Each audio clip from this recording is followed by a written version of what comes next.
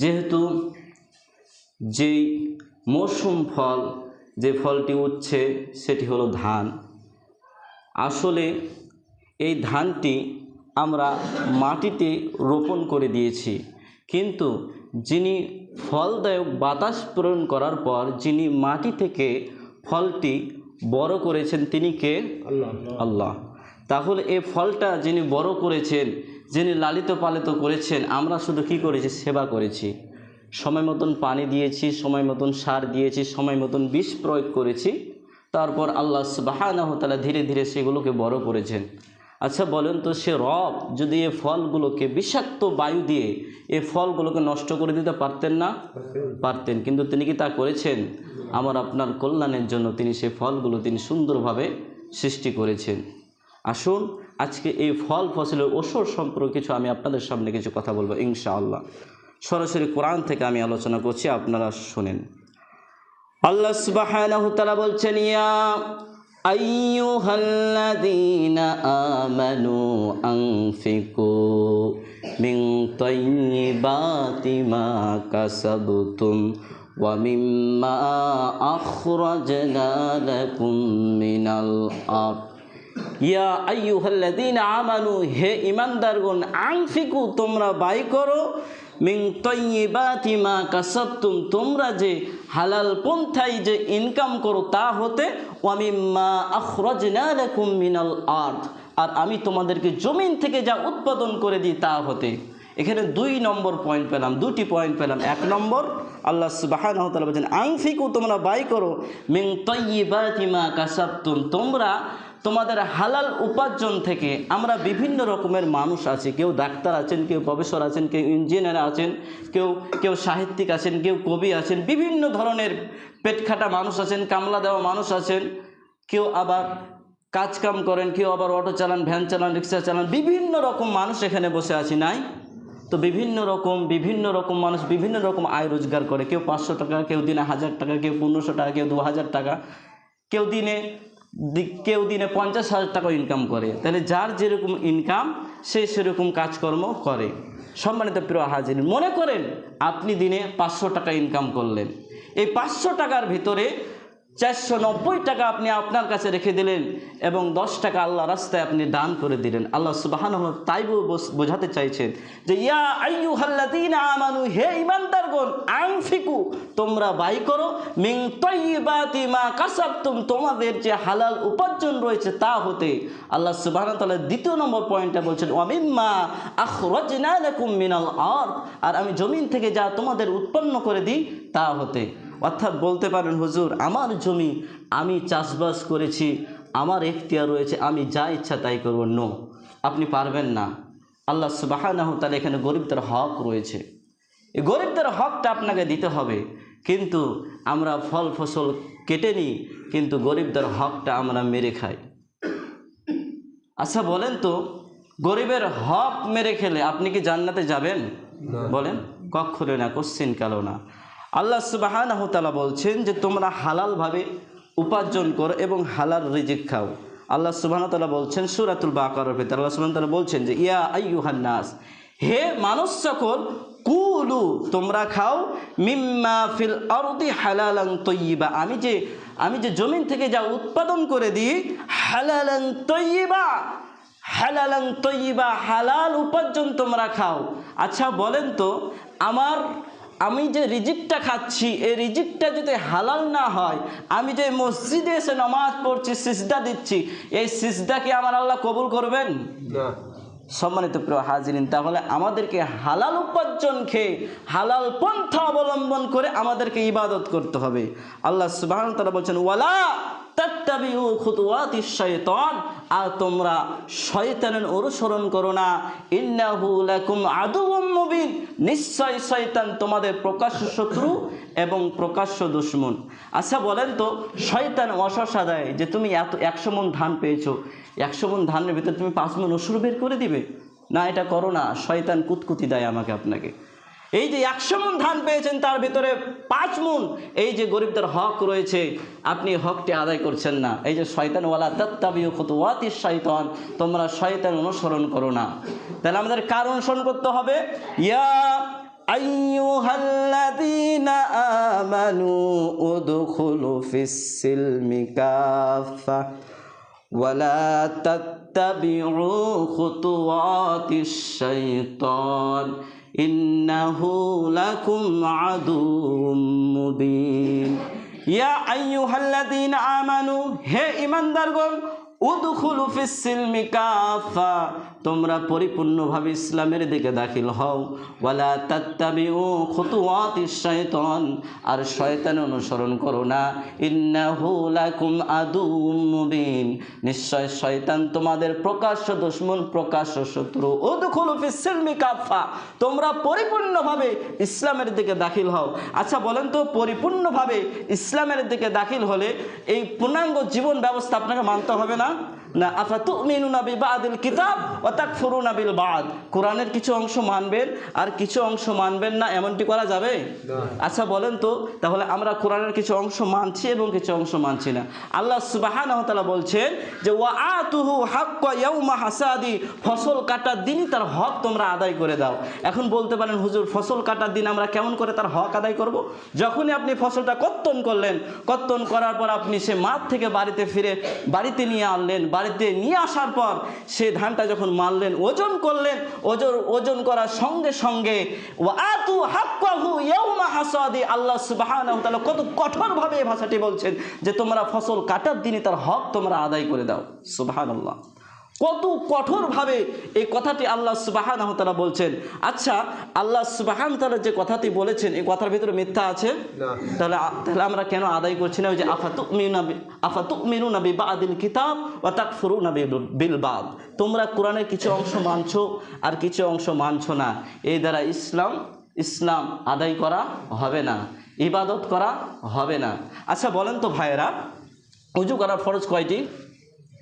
বলেন, 4টি।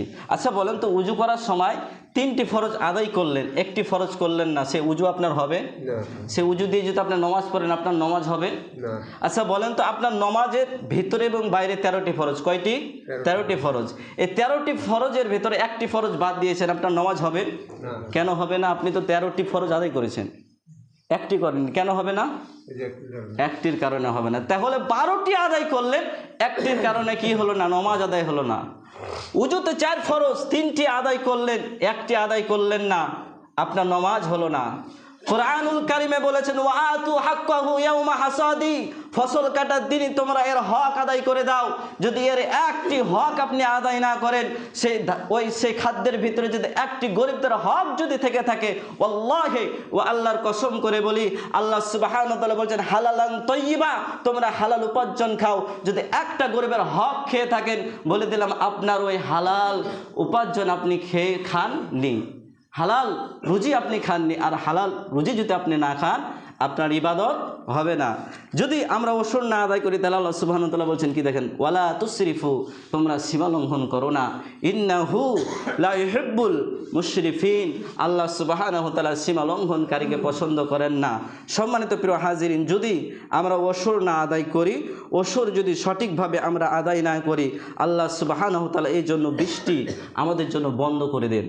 আল্লাহ সুবহানাহু ওয়া তাআলা আমাদের জন্য বৃষ্টি বন্ধ করে দেন, তিনার ফলদায়ক বাতাস তিনি বন্ধ করে দেন। এমনি এমনি আমাদের কাছে গজব আসে না, এমনি এমনি আমাদের কাছে এতগুলো গজব পতিত হচ্ছে না, এমনি পতিত হচ্ছে। আল্লাহ সুবহানাহু ওয়া তাআলা বলছেন, দেখেন কোরআনুল কারীম থেকে বলছি, এই যে দেখেন, জহারাল ফাসাদু ফিল বাররি ওয়াল বাহরি বিমা কাসাবাত আইদিন নাস, সূরা রুম 41 নম্বর আয়াত। আল্লাহ সুবহানাহু ওয়া তাআলা বলছেন, জহারাল ফাসাদু ফিল বাররি ওয়াল বাহরি বিমা কাসাবাত আইদিন নাস, জলে এবং স্থলে যেই সকল বিপর্যয় ছড়িয়ে পড়ে, সেই সব বিপর্যয়গুলো আমার এবং আপনার হাতের কামাই। লিউযিকুহুম বা'দাল্লাযী আমিলু লাআল্লাহুম ইয়ারজিউন, আর এই বিপর্যয় ছড়িয়ে পড়ে আমার আপনার কারণে, লাআল্লাহুম ইয়ারজিউন। এই জন্য আল্লাহ সুবহানাহু ওয়া তাআলা এই সকল বিপর্যয় দেয় যেন তারা আমার লাআল্লাহুম ইয়ারজিউন, যাতে তারা আমার দিকে ফিরে আসে। যখনই বিপদ আপদ সৃষ্টি হয়ে যায় তখনই তার রবের দিকে ধাবিত হয়। আচ্ছা বলেন তো, কোভিড-19 যখন হয়েছিল তখন বলেন তো মানুষ কোন দিকে আসছিল? বলেন, মসজিদের দিকে আসছিল। কিন্তু মসজিদে তালা দেওয়া হয়েছিল। মানুষ মসজিদের দিকে আসছিল, কিন্তু মসজিদ সে সময় কি হয়ে গেছিল? তালা বন্ধ হয়েছিল। আপনাদের গ্রামের মহল্লায় কিছু হয়নি, বুঝতে পারেনি, কিন্তু শহরে বাজারে 10 জন 15 জন 20 জনের ওপরে পড়তেই দেয়নি নামাজ।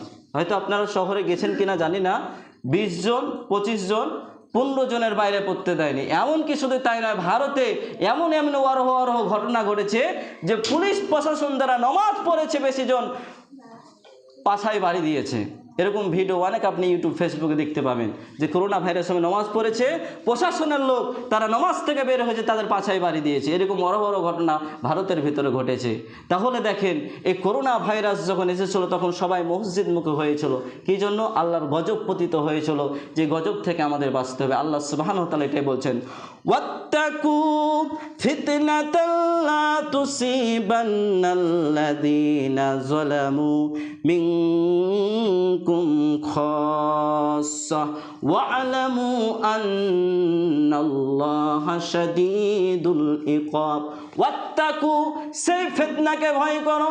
ওয়াত্তাকু ফিতনাতাল লা তুসিবান্নাল্লাযীনা যালামু, সে আল্লাহর ফিতনাকে ভয় করো। সেই ফিতনা যখন আসবে তখন জালিম পাপিষ্ঠ ভালো মন্দ খাসসা সবার উপরে খাসভাবে পতিত হবে।